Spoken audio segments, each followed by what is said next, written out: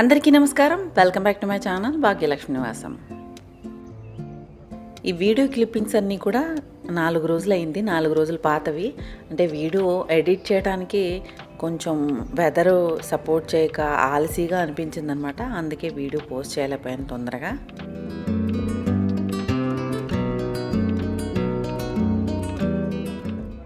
ఈ వేసవి ఎంత దారుణంగా ఉందో అందరికీ తెలిసిందే. మా ఇంట్లో కూడా ఇప్పుడు చాలా సింపుల్ డేస్ నడుస్తున్నాయి. ఏ స్పెషల్ ప్లాన్స్ లేకుండా ప్రతి ఇండియన్ హౌస్ హోల్డ్లో ఉండే సాధారణ లైఫ్ లాగానే ఉంది. ఉదయం కొంచెం అర్లీగా లేచి పనులు ఫినిష్ చేసేసుకుంటే, ఎందుకంటే మళ్ళీ తర్వాత హీట్ చాలా ఎక్కువైపోతుంది కదా. అందుకే కుకింగ్, క్లీనింగ్, చిన్న చిన్న ఇంటి పనులు ఇవన్నీ మార్నింగ్ అవర్స్లోనే పూర్తి చేసుకుంటున్నాను. ఈ వెదర్లో కిచెన్లో నిలబడడం కూడా చాలా చాలా టైరింగ్గా అనిపిస్తుంది. అందుకే నేను బ్రేక్ఫాస్ట్ కూడా కొన్ని రోజుల్లో మధ్య మధ్యలో ప్రీ ప్రెప్స్ లాంటివి లైక్ ఓవర్ నైట్ ఓట్స్ ఉంటాయి కదా, ఇట్లాంటివన్నీ ప్రిపేర్ చేసి పెట్టుకుంటున్నాను. కొంచెం ఈజీగా ఉంటుంది, మనకి తినడానికి కూడా చాలా బాగుంటుంది, చలవ ప్లస్ ఫిల్లింగ్గా కూడా ఉంటుంది. అందుకని ఓవర్ నైట్ ఓట్స్ రెడీ చేసి పెట్టుకుంటున్నాను మధ్య మధ్యలో, డే ఆఫ్టర్ డే, లేకపోతే 2 రోజులకు ఒకసారి ఎలా అనమాట.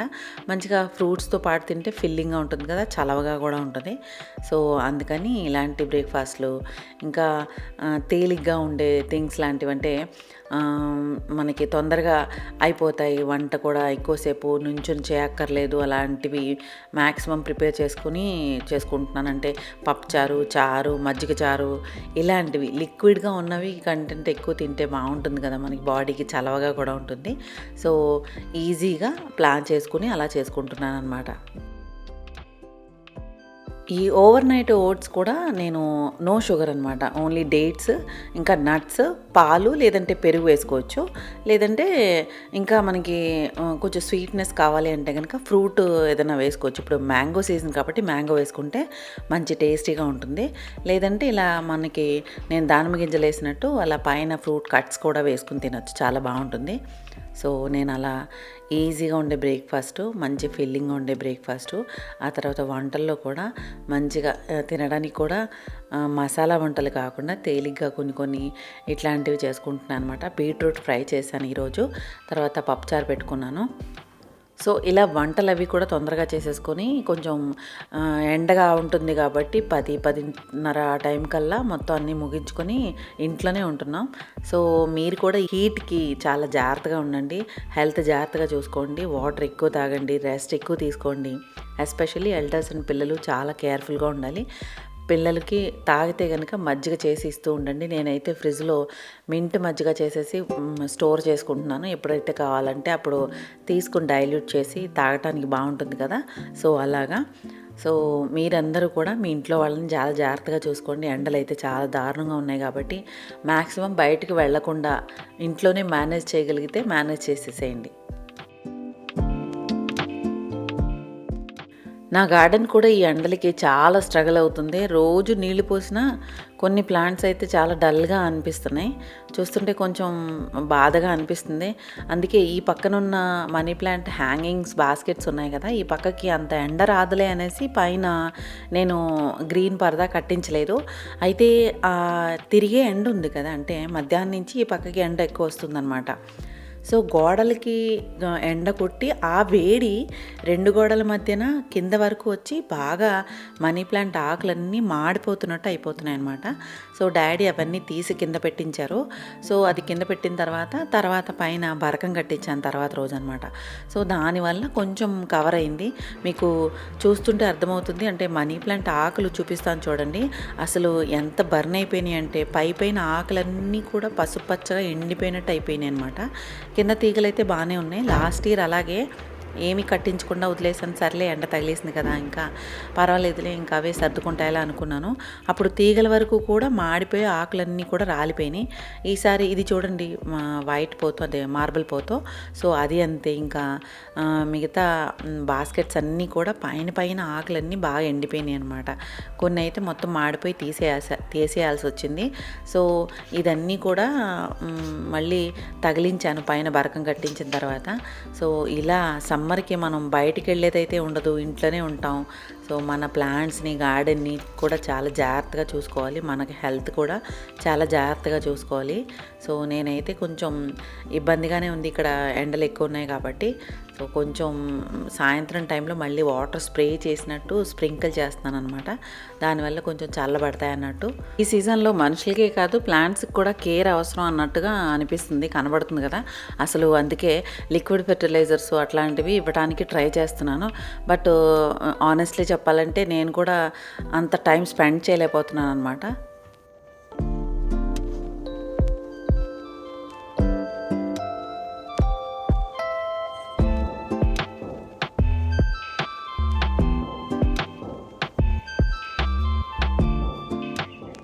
ఈ వేసవికాలం రోజుల్లో బయటికి వెళ్ళడం కూడా చాలా కష్టంగా అనిపిస్తుంది కాబట్టి ఇంట్లోనే చాలా ఎక్కువ టైము స్పెండ్ చేయాలంటే చాలా బోర్డమ్గా అనిపిస్తుంది. కానీ సమ్మర్ టైంని స్లోగా, పీస్ఫుల్గా, ప్రొడక్టివ్గా మార్చుకోవడానికి చాలా ఐడియాస్ ఉన్నాయి. నేను పర్సనల్లీ ఇప్పుడు కొన్ని చిన్న చిన్న థింగ్స్ని ఫాలో అవుతున్నాను. మార్నింగ్ కొంచెం ఎర్లీగా లేచి ఇంటి పనులు కంప్లీట్ చేసుకోవటం, అప్పుడు రోజంతా చాలా లైట్గా, పీస్ఫుల్గా అనిపిస్తుంది. ఆఫ్టర్నూన్ టైంలో అన్నెసరీ ఫోన్ స్క్రోలింగ్ చేయటం తగ్గించి కిచెన్ని స్లోగా ఆర్గనైజ్ చేసుకోవడం, చిన్న చిన్న క్లీనింగు, డీక్లటరింగ్ ఇలాంటివి చేస్తుంటే మైండ్ కామ్గా అనిపిస్తుంది. చాలా మన స్పేస్ని మనం చాలా పీస్ఫుల్గా, అందంగా సెట్ చేసుకున్నట్టు, మనకు తగ్గట్టు సెట్ చేసుకున్నట్టు మైండ్ చాలా హ్యాపీగా అనిపిస్తుంది అనమాట. సో డాడీ కూడా ఇంట్లో ఉంటే ఏదో ఒకటి చేస్తూనే ఉంటారు. డైనింగ్ టేబుల్ చైర్స్ ఊగుతున్నాయని వాటిని సరిచేశారు. ఆ తర్వాత ఉయ్యాల వైరింగు, అదే ఇది నవ్వారు అల్లారు కదా, అది వైట్ కలరు తీసుకొచ్చాను నేను వెళ్ళినప్పుడు. అయితే అది అంత అందంగా లేదు అని అనేసి అది రిటర్న్ ఇచ్చేసి ఇలాంటి గ్రే కలర్లో ఉన్నది తీసుకొచ్చారనమాట తను వచ్చినప్పుడు. సో అది మళ్ళీ అల్లుతున్నారు. సో అల్లేశారు ఆల్రెడీ, చాలా బాగా సెట్ అయింది, చాలా బాగుంది. అది అల్లటానికి చాలా టైం పట్టింది. అదే మనం వైరింగ్ అల్లించడానికి బయటికి ఇస్తే కనుక చాలా కాస్ట్ పడుతుందన్నమాట. నవ్వారు 4 కట్టలు పట్టింది. అంటే చాలా మంచిగా బాగా దగ్గరికి అల్లారు. చాలా టైం కూడా పట్టింది ఆయన అల్లడానికి. సో మొత్తం మీద అయితే బాగుంది ఉయ్యాల.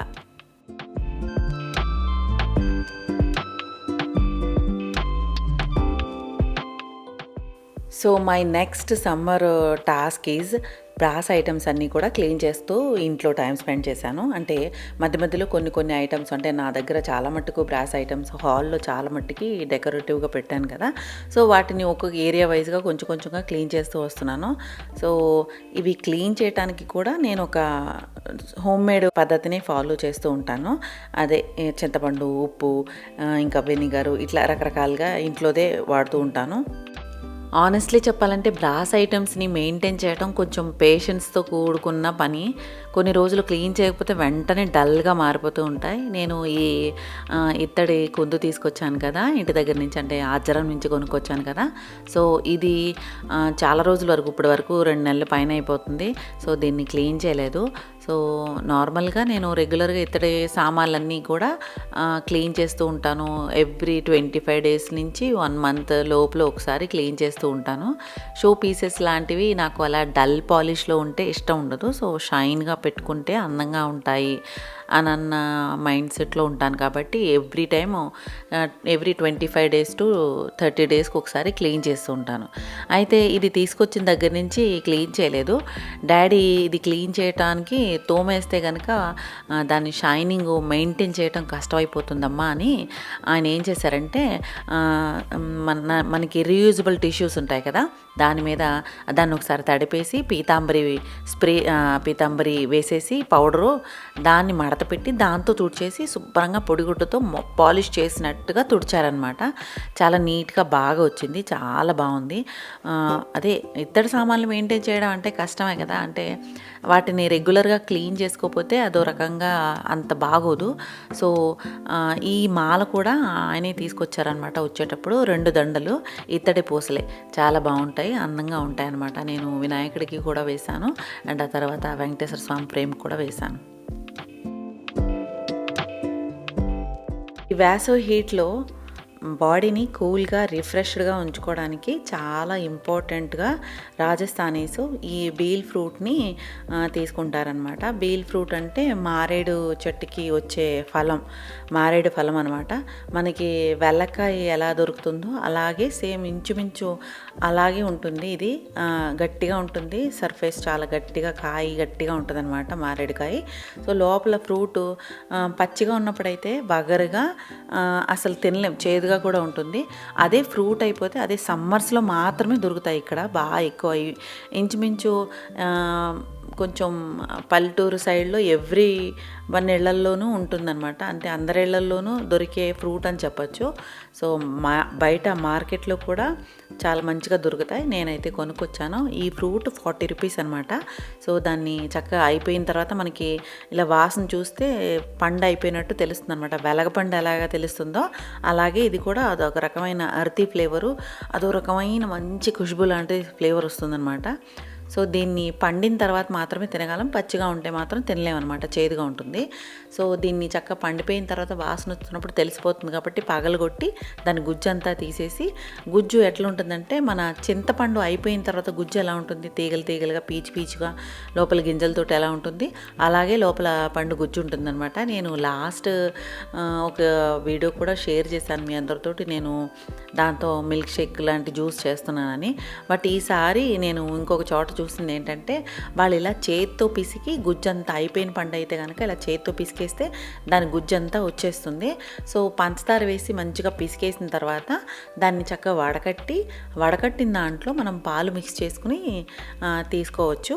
సో ఇది చాలా రిఫ్రెషింగ్గా, చాలా టేస్టీగా బాగుంటుందన్నమాట. బ్లడ్ని ప్యూరిఫికేషన్గా, బ్లడ్ ప్యూరిఫైయర్గా పనిచేస్తుంది అని అంటారు. అండ్ మా డాడీ చెప్పింది ఏంటంటే పిల్లలు లేని వాళ్ళకి మారేడు ఫలం తింటే కనుక పిల్లలు పుట్టే ఛాన్స్ కూడా ఉంటుంది అని అన్నారు. అది ఎంతవరకు నిజమో తెలియదు నాకు. బట్ ఇక్కడైతే మారేడు ఫలం బాగా దొరుకుతుంది కాబట్టి నేను ఈ జ్యూస్ చేశాను. చాలా రిఫ్రెషింగ్గా, చాలా బాగుంది. మీరు కూడా వీలైతే దొరికితే తప్పకుండా ట్రై చేయండి. సో ఇదండి ఈరోజు నా వీడియో. మీ అందరికీ నచ్చినట్లయితే కనుక తప్పకుండా లైక్ చేయండి, షేర్ చేయండి, సబ్స్క్రైబ్ చేయడం మాత్రం మర్చిపోవద్దు. Thank you for watching. Happy home making, happy gardening. Bye.